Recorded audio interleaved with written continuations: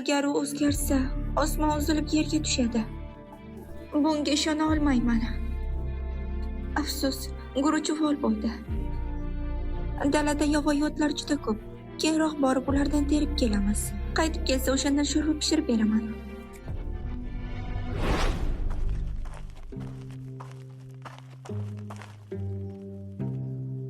Tizimni aytishi bo'yicha, aynan shu daraxtning oldida o'sha quyonlar bo'lishi kerak.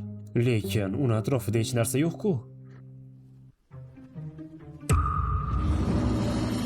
Haqiqatan quyon bor ekan.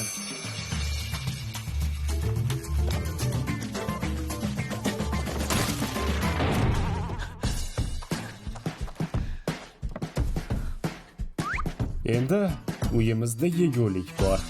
Keyingi qadam esa tezroq pul topish. Xotinim va singlisini xursand qilishim kerak. Tabriklaymiz. Kundalik ish harakati bo'yicha ikkita quyonni topdingiz va yangi kuchlar ochildi. Quyondek balandga sakrash va kuchli zarba qobiliyati. Sakrash qobiliyati? Bugungi so'nggi topshiriq. Bo'ri qal'asidagi yovvoyi jinshinni topish kerak. U juda ham foydali. Juda yaxshi ma'lumot. Yovvoyi jinshin. Ming dardga shifo bu. Meni davrimda u juda qadrli edi. Bu yerda ham shunday. Tunning qoq yarmida.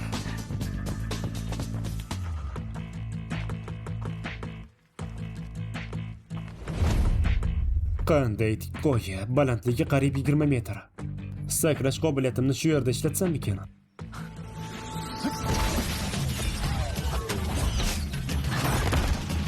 Haqiqatdan zo'r ekan. Ularni osonlik bilan uzib oldim. Endi bularni sotib pul qilamiz.